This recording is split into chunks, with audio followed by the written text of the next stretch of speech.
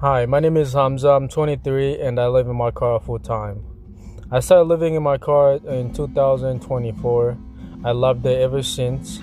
However, it can be difficult sometimes. So last week, on a normal Monday, I drove to work, did not make it because my car died in the middle of the highway. It turns out it was my alternator, so I towed the car to the nearest AutoZone or O'Reilly. Found out that my alternator was fried. It's not working, and my alternator connector was fried. It was dead.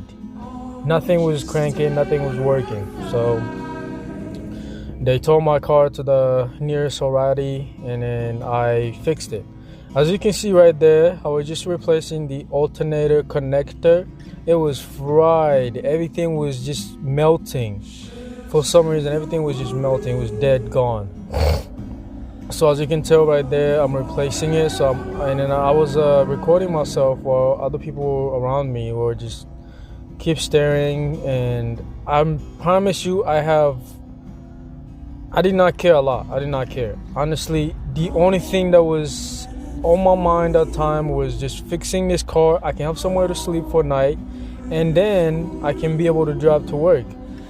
I was stressing out. I watched a ton of videos on YouTube how to fix your car, how to fix your alternator. Mind you, I do not have any single knowledge when it comes to mechanic fixing anything.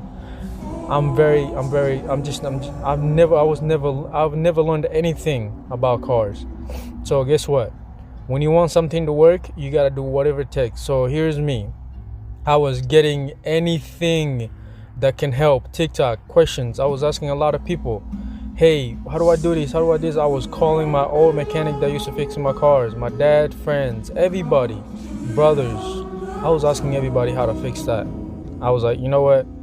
Nothing was working at the time, so I was like, you know what? Let me stick to YouTube and TikTok. Maybe I can learn how to fix this. So I eventually went to Home Depot, bought a bunch of equipment and mechanical equipment, things to, like wrench it, 10 millimeters, because I did not know that was gonna be very useful. It was very useful, by the way. So as you see right there, I'm replacing the alternator connector. That's what I was doing on O'Reilly's parking lot. However, when I was putting everything together, I noticed I forgot what it was. It was my air filter. It was dirty. It was disgusting.